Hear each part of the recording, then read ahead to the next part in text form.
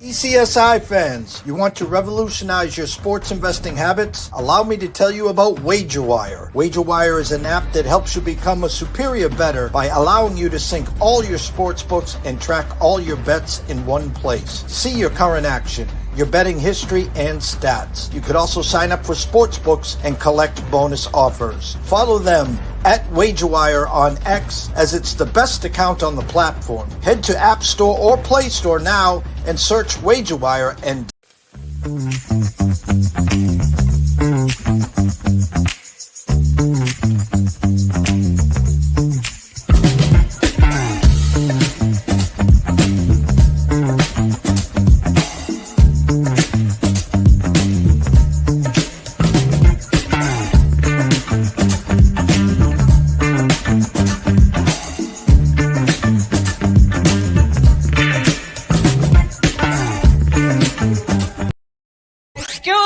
DJ. Hey, check this out. We got a great show coming your way.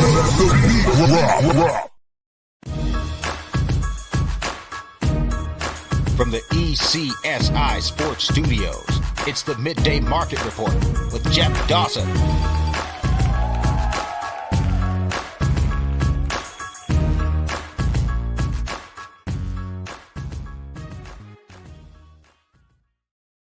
Good afternoon, sports fans from all around the globe. I am the host, Jeff Dawson, East Coast Sports Investors, and that's right.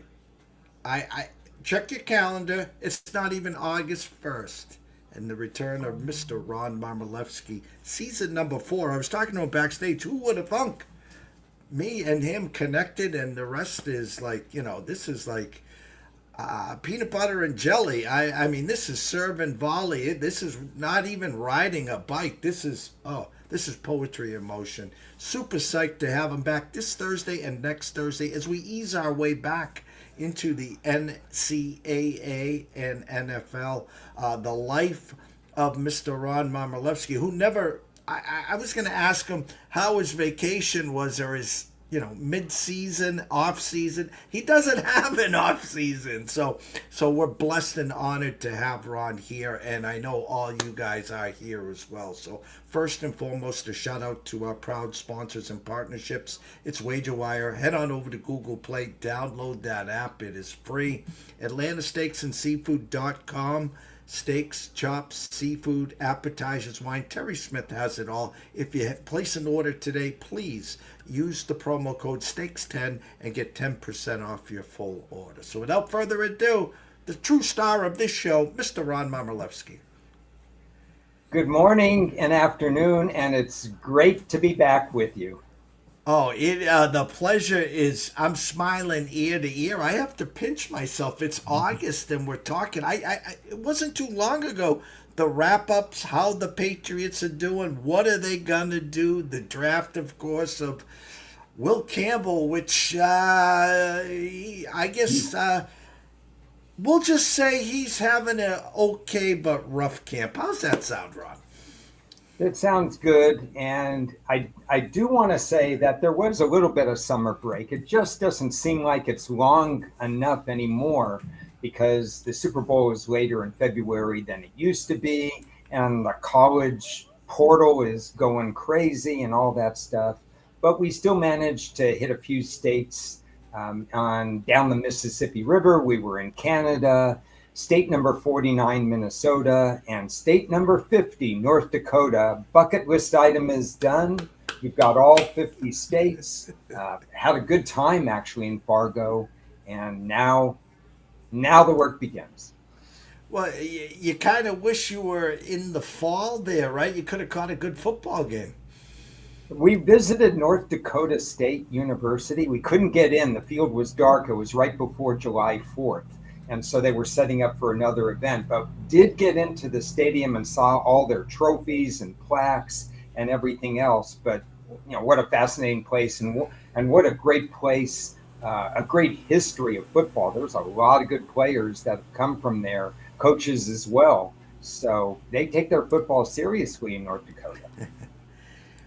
Let's, for all the people that weren't here year 1, 2, or 3,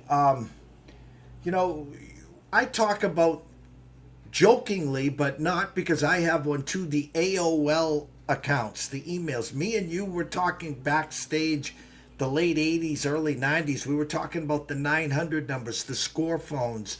And you have books upon books upon books, decades of information and data. And here we are now. They tried to throw you a couple curves with the transfer portal, with the NIL money. You didn't blink. There was a little, when the Pac-12 kind of, that was almost a breaking point. I remember that, Rod. And then, of course, Oregon State, you're an alum here. Give us the summer of Ron, how do you start from A and get to where we are today? Well, the bottom line here is I'm still bitter about that.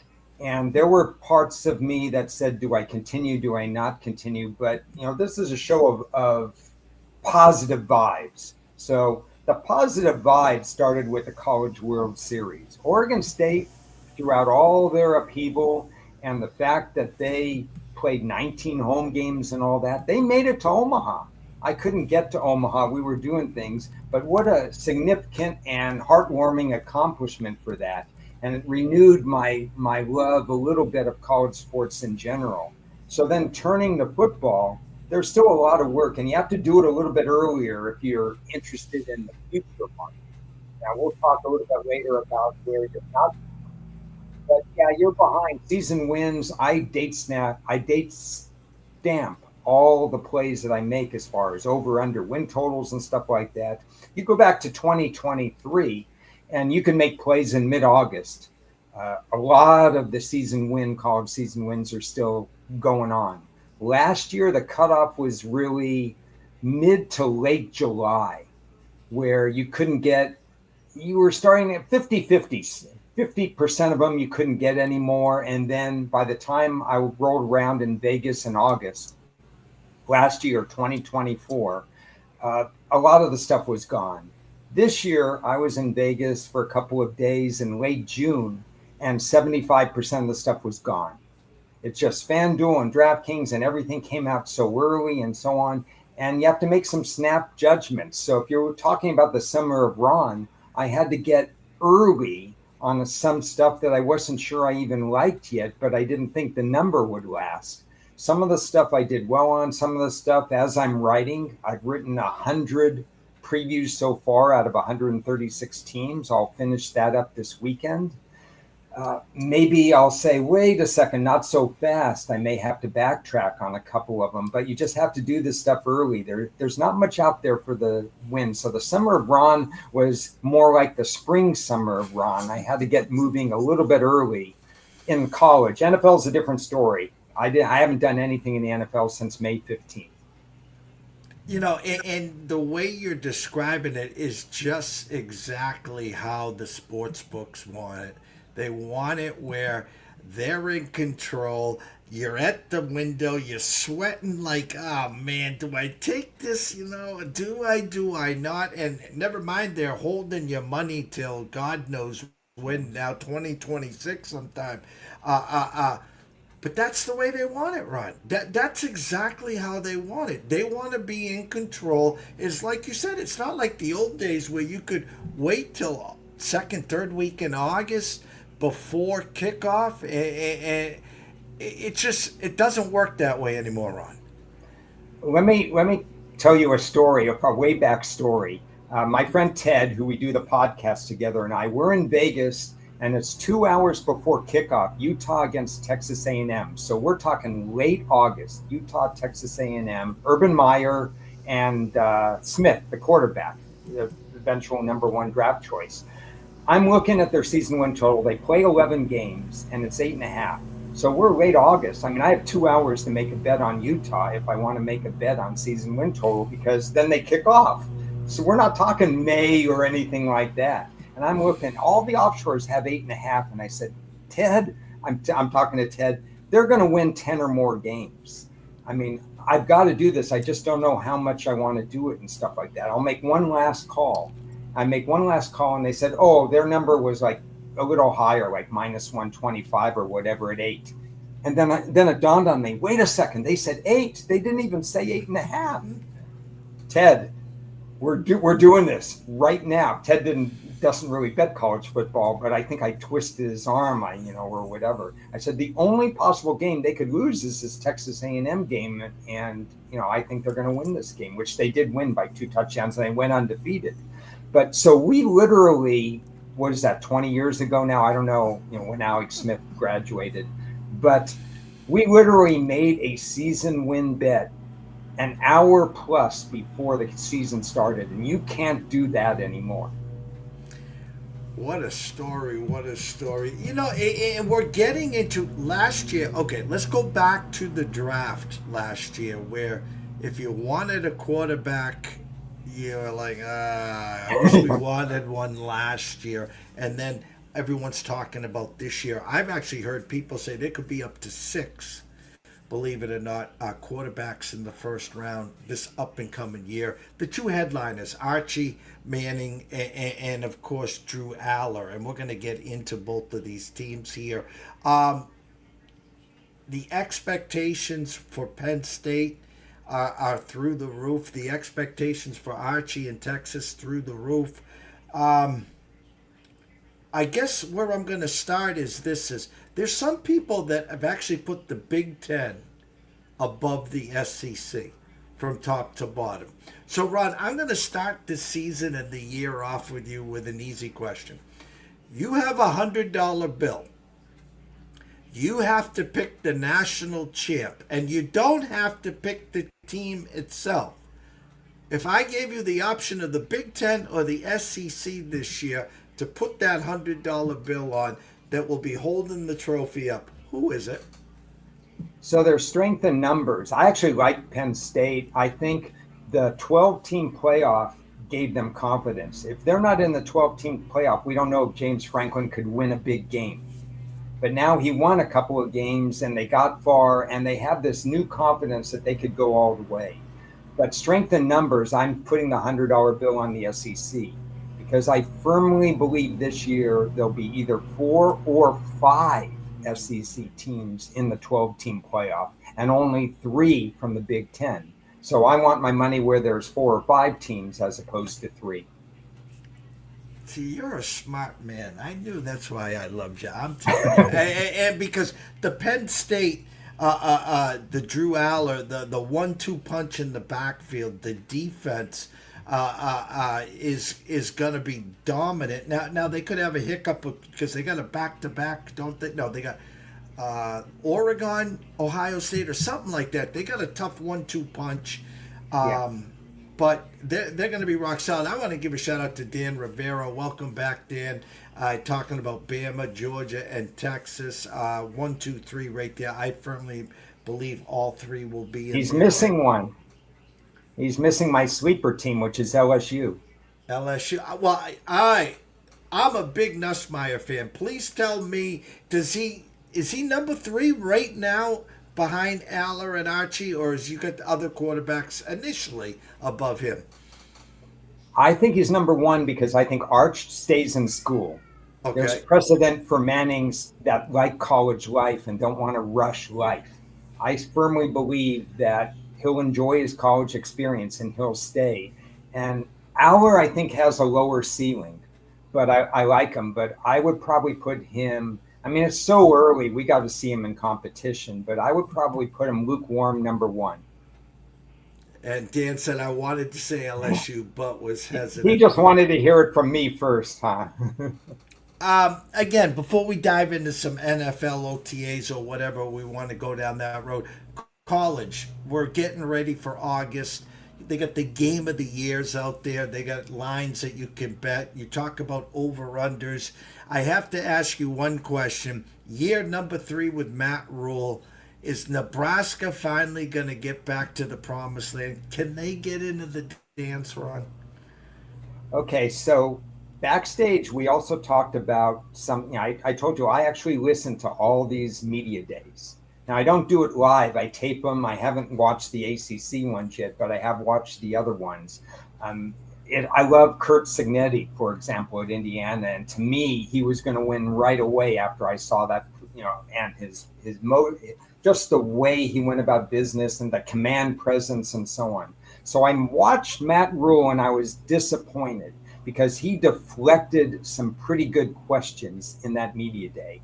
His special teams, do you remember that just 2 or 3 years ago, they outscored in Big Ten play, they had more points scored than allowed. You know what their record was? Bad. 1-8. Yeah. How can you outscore your opponents and go 1-8? Easy. You have kicks blocked, you miss a field goal, you miss an assignment, you have a punt return for a touchdown. They lost 8 close games and they won one game by 40 some points. And then he gets the question, what can you do better on your special teams and so on? He says, no, that wasn't the reason that we lost. We lost because we weren't good enough. We just have to make one more play here or there or whatever. No, special teams matters. I'm the special team guy that always talks about it. I factor it in my evaluations. Other people do not. Thank you for not doing it, by the way. So he has a new special team coordinator that he should have talked about this year. He actually has somebody with a pulse as special team coordinator. If they flip some of those games that they can't make a field goal or they can't, hold a guy from blocking a kick, yeah, they're going to be better. I think Matt Rule's team is going to be better, but it's still going to be close games. And then Riola, their quarterback, he was impressive to me. I liked his, I was lukewarm. Was he going to transfer? Was he not? I got to hear from him in person, and I think he won me over a little bit that he's somebody you could get behind. And it's funny because I don't know if it was Joe Klatt. It might have been Klatt. I was watching a podcast and he said that Nebraska actually could start the year 7-1, and then it actually could come down to the Iowa game, the last game of the year, where if they win, they could end up 10-2, and 10-2 could get them into the final 12. He said. It's possible. It's certainly possible. I think they play a more conservative offensive attack, so they have to continue to have their defense play well. They have a new defensive coordinator. Tony White left. So that's something to watch whenever there's coordinator switch, and every team has some sort of switch. I mark it on my team sheet. Nebraska, how's the coordinator doing? How's the coordinator doing? I want to know what's going on week by week. So I have notes on Nebraska to see if they can meet benchmarks as we go through the season. If it comes down to the Iowa game, Iowa has a top 5 special team unit. So you better outscore Iowa because you're not going to beat them in the kicking game. It's been a long time, decades, since we've had that sea of red and Lincoln, Nebraska being back on the big stage. So it's been a while. Dan wants to know any top-tier teams in CF college football you're not sure on or just want to see something specific before you buy or sell them in some way. There's probably a few. University of Michigan, who their coach is also kind of a conservative attack. They win because they're going to, he probably instills anger in their front seven and defense. They got lucky in the bowl game against Alabama, who self-destructed. We didn't know whether or not they wanted to be there or not. And then they beat Ohio State. That was a big win for them. They're very physical in the front seven. But I'm unsure about them because they've got a quarterback who's highly touted, but he's young. He hasn't really taken the snaps. So that's a team and a coach that I want to see what's going on that first week of the year. I think they're slightly overrated, but I will need to pivot if I see more of an offensive identity from Michigan. So that would be one. USC is always one because we don't know why aren't they closing out games. Speaking of Michigan, they had that game well in hand, and Michigan beat them because USC – something defensively they haven't clicked yet, and so I'll be watching them. There's probably 10 teams that I have some uncertainty because it's not like the old days, Jeff, because the rosters, even after spring ball, I'd say 1,000, 1,500 people left after spring ball. Purdue, their whole roster flipped over. That's a power conference. They have 53 new guys on the team. I heard their coach talk about it, Barry Odom. You got people they haven't even seen. The coaches haven't even seen them because it happened after spring ball. They're just now getting into fall practice, and they're just learning what their roster is all about. We talked about Drew Alla, the 1-2 punch in the backfield. Ohio State, a generational wide receiver, Jeremiah, that just uncoverable. I mean, just put him on Sundays, put him in bubble wrap. He's going to be a joy to watch. Arch, we talked about, obviously, Texas. I'm going to go to the ACC, the one that no one wants to talk about. And this Clemson team here, basically, Dabo finally got a quarterback. And if you like Clemson, you like their win total over, you like them to win the ACC, you like them to get to the Big 12, to the Final 12, you like them to get to the championship game, kind of go hand in hand here with the quarterback. As far as Clemson goes, it's the quarterback this year. Yeah, it was a bridge year last year. If you wanted to beat Clemson, you had to do it last year. And they got through and they made it to the playoffs ahead of schedule. Obviously, it was expanded to 12. They never would have been there under most circumstances. But they're loaded this year. The only possible team I could see challenging them in the conference would be Miami. But Miami pushes the self-destruct button sometime during the year and they run a play they shouldn't run or something like that. Miami and Clemson are, to me, by far the most talented ACC teams if they want to get two in. Louisville's my long shot. I think Louisville has an opportunity, tough schedule, but an opportunity to get there. But I think Clemson is well positioned to be one of the top four teams this year. Well, we're going to take the comedian here and use this as a segue. Mr. Sean Childs here, the mayor of Carmel and Sandwich. Is J.J. McCarthy the best quarterback in the NFL? This gentleman here, by the way, writes for Sports Illustrated and is a Hall of Famer in the NFBC and the NFFC, which I competed. But my question to you, we're going to use J.J. McCarthy here.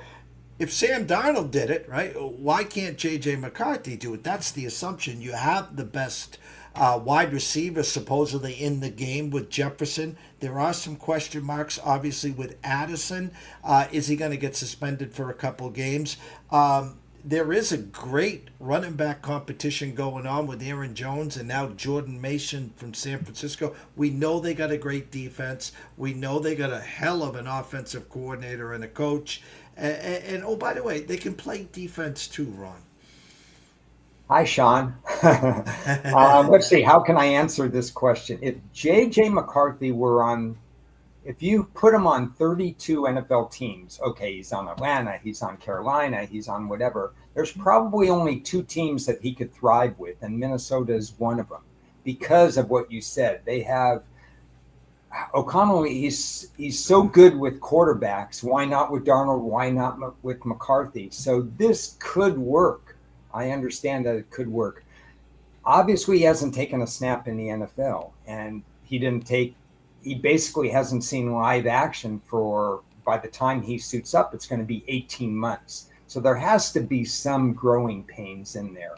I applaud Minnesota for absolutely paying attention to their offensive line. This is going to be the best offensive line they've had in a decade or something like that.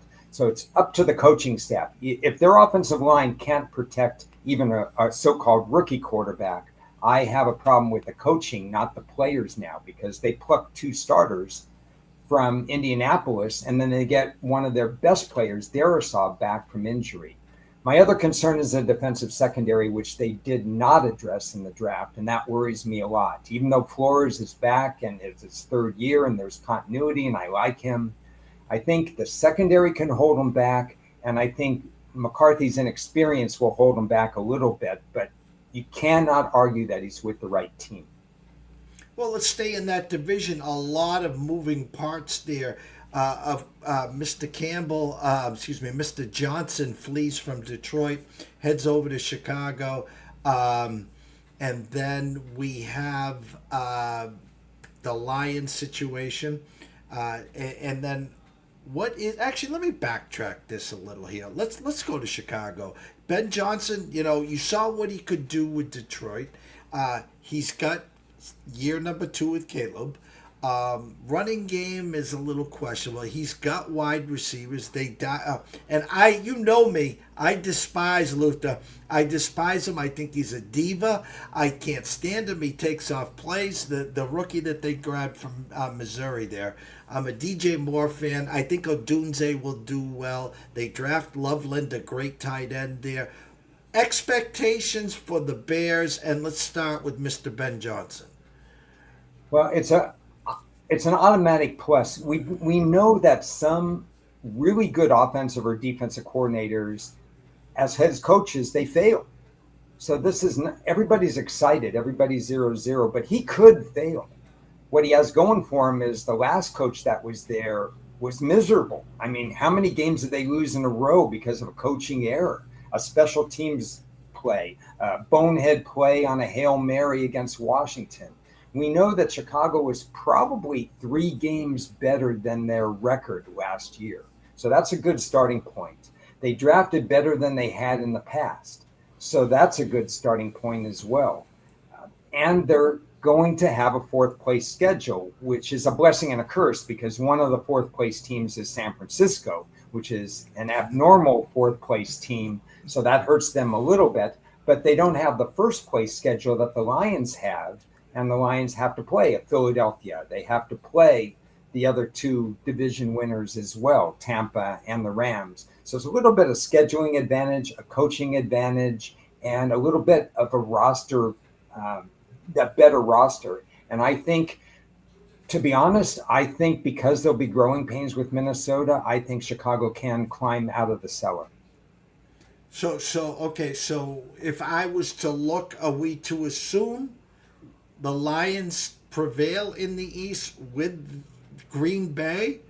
And is that where your eyes are right now, or is Green Bay the wild card this year? I think Green Bay, well, there's moving parts. I talk about this is that by May 15th, I have all the information I need. And then if somebody's holding out or not holding out, who cares? It takes 2 seconds to figure that out. So by May 15th, I had my expected versus unexpected from last year. I had the roster changes, the staff changes, the free agency, the draft, and the last piece was the schedule. And the only thing keeping me from putting Green Bay ahead of Detroit is because I thought Green Bay's schedule layout was not quite to my liking, even though Detroit, which has a lot of good rest differential, they also play more outdoor games this year. So that, Goff was blessed with 14 indoor games last year, and now he's got 11 or 10. So there's give and take, but I think power rating wise, they're really, really close. 6 assistants are gone from Detroit. So there's less continuity. Offensive coordinator gone, defensive coordinator, all these assistants and so on. There's more moving parts from Detroit and a little bit more of a schedule edge for Green Bay, not in terms of placement, but in terms of who they play. So I think they're very, very close. Flip a coin. Yeah, and they too draft Matthew Golden, so they added a wide receiver. They hosted the draft. They brought, and it just so happens that Golden's right there. So I'm going to go to the NFC East, the Super Bowl champs, Philadelphia Eagles.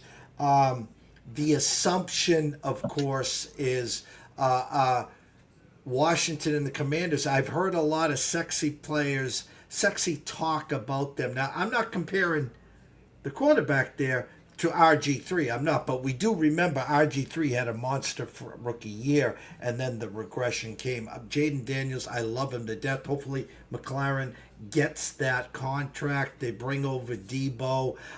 Thoughts in the NFC East? Listen, Dallas regressed last year. It's a perfect bounce back spot for them as well. Thoughts on the NFC East? Yeah, with Washington, as I said probably a billion times last year, the culture flip was amazing.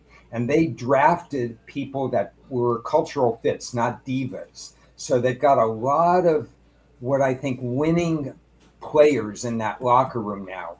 The issues they're going to face is that there's tape on Daniels. Whenever you have a full 16, 17, 18 games, 19 really because of the playoffs, he's going to have to adjust because defenses are going to adjust to him.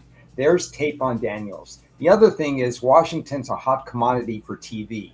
So all of a sudden, you're going to have to deal with a team that instead of 1 or 2 primetime games, they're going to play 5 or 6 primetime games. Instead of all Sundays and 1 or 2 Mondays or something like that, they're going to be all over the place. They're going to play here, there, and everywhere. Short weeks, a lot of different scenarios.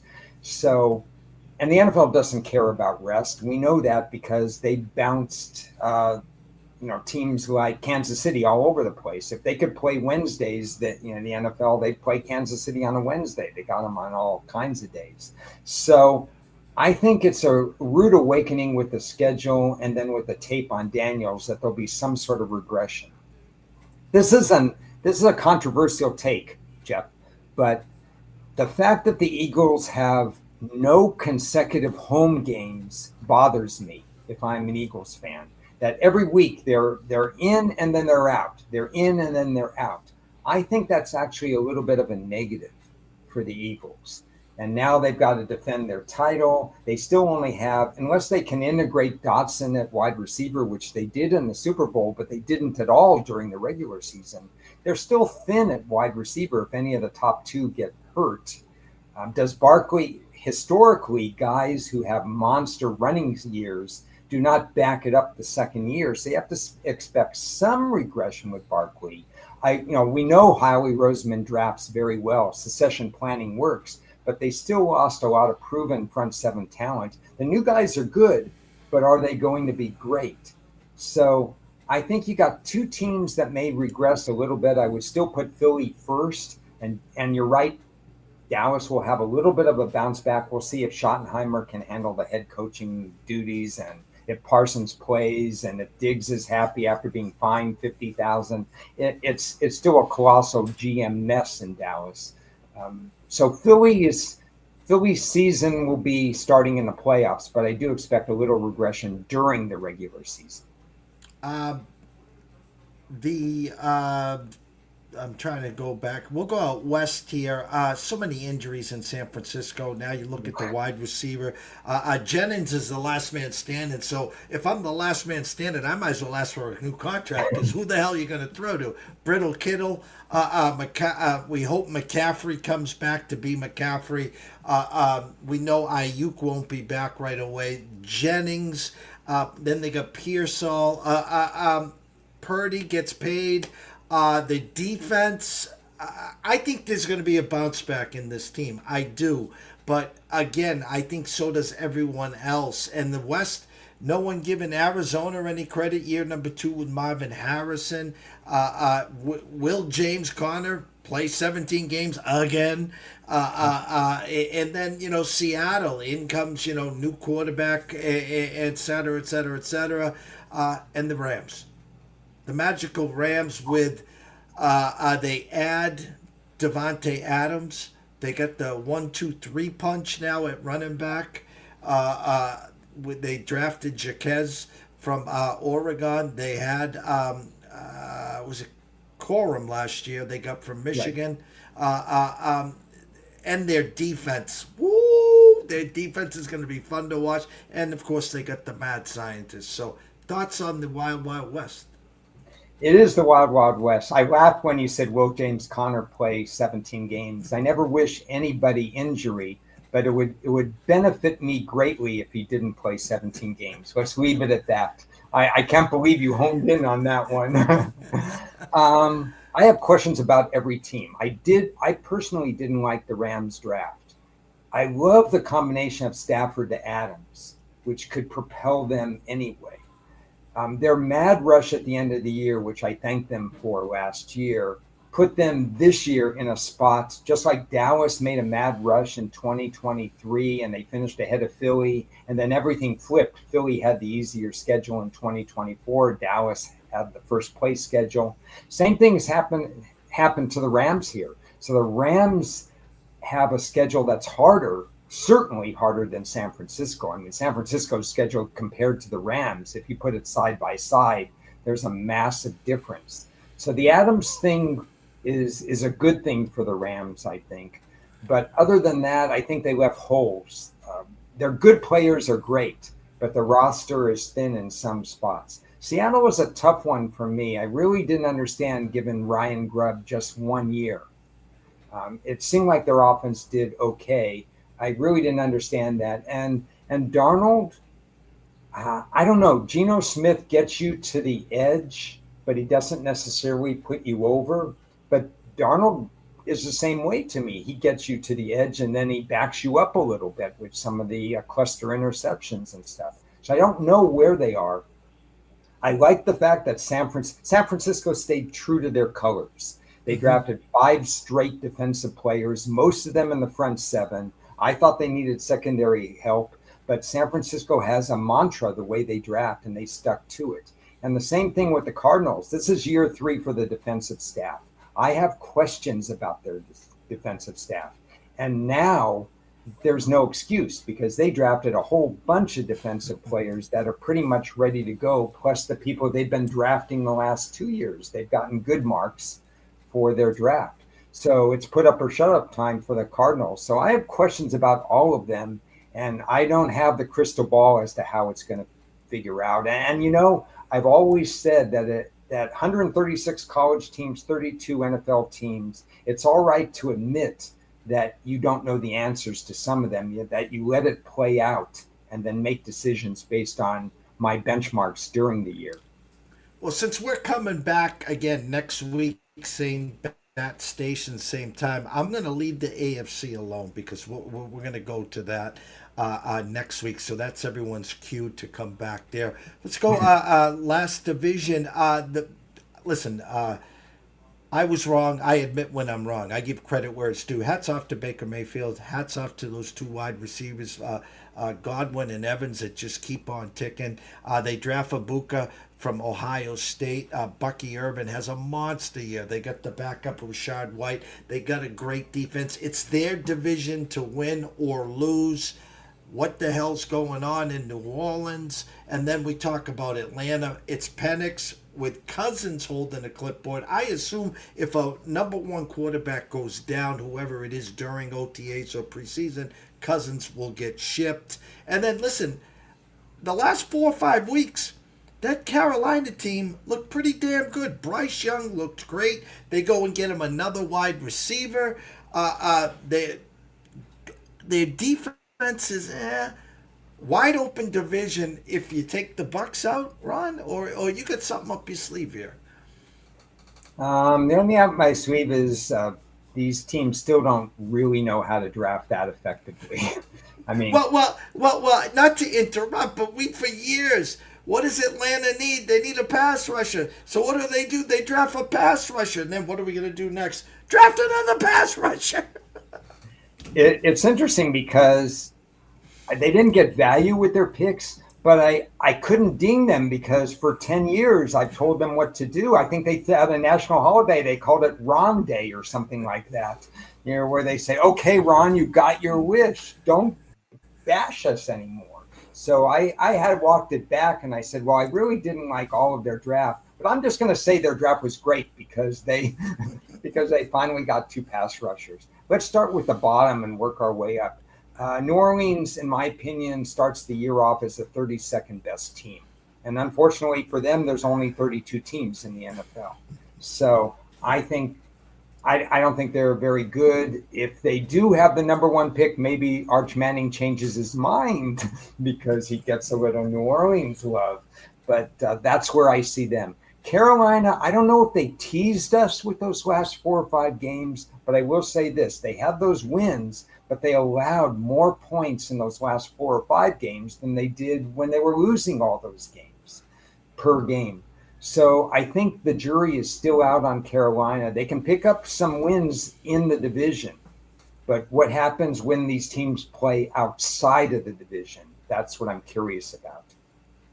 I'm lukewarm on Penix because I think his best games are such that he can carry the team, but he is going to have some of those games where he goes like 15 of 28 for 132 yards, and he's pressured a little too much. I think I think you're going to see erratic behavior from his performance. You're going to see games where he looks like he's going to be a top 10 quarterback, and there are games where he doesn't look that way. I need to see it on the field that their pass rush is better. It appears that they've addressed the area, but their secondary has to cover way too long. They have some guys in the secondary, Terrell, for instance, who's undervalued, but they never have a pass rush, so he has to cover so long. So I think it's between Carolina and Tampa. I'm with you. I had what did I go? 13-2-1 with season wins in the NFL last year. And one of my top 4 plays was Tampa under. And they beat me fair and square. They absolutely beat me because Baker Mayfield had a career year in 2023. I didn't think it was repeatable. I think he did even better in 2024. I give him, and that was without his top 2 receivers for 3 straight weeks and Godwin for 8, 9, 10 weeks or something. So because they draft a little bit better than the other 3 teams, they're not going away, even though they have that first place schedule. So I'm not going to put it past them to win it again. But I think Atlanta has really closed the gap in a number of ways, schedule included. So I would make those 2 kind of neck and neck. Before we get to our favorite segment, your 7-yard button hook, the July 30th, way too early, boom or bust in the NFC. Boom or bust in the NFC as far as who could someone everyone's touting that you think might actually fade or regress, and someone no one's talking about that you think might have a little uptick or upstart. Well, I'm still a little down on Minnesota. I need to see McCarthy in live action. So I know they won a lot of games last year, and people were picking them, anywhere from first to third in the division. But I'm still a little lukewarm on them. I hate to be lukewarm on Washington because I just love what they've been doing. It's just that tape and that irregular schedule. I wouldn't be surprised if one or both of those just eased out of the playoffs, and then year 2 for McCarthy 2026, and then year 3 for Daniels 2026, they shoot right back up and maybe win the division. I just think you're going to see a little bit of drop from those 2. And if we're right about Chicago getting a little bit better coaching, and that Green Bay has some stability and they generally draft well, then there's not going to be enough places in the playoff for those 2 to come back. So I don't see massive changes in the NFC, but I wouldn't be surprised if they took a step back. No, I agree. Dan said Rams very boom or bust. I do agree there as well. Yeah, I agree with that too. And then he says he's down on the Commanders because everyone's so high on them. And sometimes you can't roll the ball out and first one to 40 wins, a la Cincinnati Bengals. Ask Joe Burrow that as well. Yeah. And next week we'll get into that. So again, great coach, great OC, great quarterback. I think their running back situation, actually, they got a young kid that's doing well over there as well. It's going to be interesting. We got a whole month of preseason and all the good stuff, so we'll get back to that as well. The little 7-yard button hook. It's called Ron's Closing Thoughts. It's the debut, well, not the debut, the debut of 2025, season number 4. Ron, you're on. So I want to think positive, and the negative is all the new and the changes and the rosters and having to bet season wins early, and this year in particular, instead of having 50, 60 season win tickets, I'm probably going to have 30 because there's nothing left you can do. The market dried up about 2 to 3 weeks ago, unfortunately. But let's think positive. In the NFL, for example, if you say, no, I'm not starting my work in July, I'm going to do it in August. I'm here to tell you you're not behind. Just do a grid. Start from the beginning. How did last year end? Write about some of the key stats that you saw. What this team trending up or trending down at the end of the year. Then take a look at the coaching changes. Evaluate the coaching changes. This coach did this. That means they're going to pass more. They lost a good coach. They lost a bad coach. These changes. Put that into your Excel spreadsheet or something like that. Come up with something like this where you have all the columns going on, and then you can look at it. What was the turnover ratio? Is that repeatable or is that not? One year, San Francisco had a minus 24 turnover ratio. Each turnover is worth 3.5 points. That's a lot of points. Even if they were minus 7, that's 17 difference. That means they're picking up a whole bunch of points. Maybe their kicking game got better and something like that. Look at turnover ratios. Again, look at the staff, offensive coordinator, defensive coordinator, not just the head coach. Then look at free agency. What holes did they fill? What holes were not there? Put that into your grid. Then look at the draft. Who had the best drafts and who had the worst drafts, because there's becoming a stronger correlation between draft success or failure and the next season. Never used to be that way because these guys used to need development. But we have overage college kids entering the draft, which means that you have people that you're going to insert in the lineup, like a Cooper DeJean, for example. He's ready to go. He's assignment sound. He comes from a great system in Iowa. You plug him in, that's an advantage. We saw how that worked last year. So you look at the draft and you look at the highs and lows. And the last piece is you look at the schedule. Where are the touch points? Where are the letdown games? Where are the 3 on the row on the road? Where is immediate playoff revenge? All these things. You put that all onto a spreadsheet. You put that together. You still have time to do this, and then you're ready for the season. So hopefully that gets you energized, because you haven't missed anything, for example, in the NFL. And I could give you examples on college where you haven't missed anything to be ready for week 1 or the season as well. Let's get going. We're ready to start. And everyone, if you're new to the game or new to this space, run on over to Ron at Ron A Sports. Go follow him. He'll follow you back. If you ask a question, believe it or not, he'll actually reply to you. And Ron, as we close up, again, everyone, we'll be back next Thursday at 2:30 Eastern, 11:30 West Coast time. Me and Ron will be figuring out the following week, hopefully in August, what our schedule will be. What afternoon and what day, whether it's Thursday or Friday, 3:30, 4:30, whatever. But we'll make sure that we tell all that. And any same with you, right? You're not sure yet on time, date, stamps, or anything on your podcast for the fall. Yeah, I mean, I spent an enormous amount of time, and it was both good, I think, in terms of yourself and others coming on my show in my podcast in March, April, May, and stuff like that, because it keeps me thinking. It gives me all the information. I'm organizing and I'm learning little nuggets. We'll talk about some AFC nuggets that I learned while I was going through my stuff. But we're still figuring it out how it's going to go. I mean, this is the first time I've been on with anybody for 2 months. So it was my wake-up call to get back into it. And Jeff, don't age me too much, because I think today's Wednesday, not Thursday. Oh goodness, no, that's mine. See, I'm telling you, I'm so used to you and I being on Thursday or Friday. I threw myself a curveball on Wednesday, guys. It's been that kind of week. So so again, apology. Yes, today is Wednesday. Tomorrow will be Thursday. I'm trying to get to August too quick, Ron. How's that? How's that? But I'm there on X, Twitter, so and I will answer questions and stuff, and we'll be doing hopefully some shows on previews on college and NFL and talking and so on, and be in Las Vegas in a couple of weeks to chat with anybody who happens to be in Vegas at the time as well. So everything's good.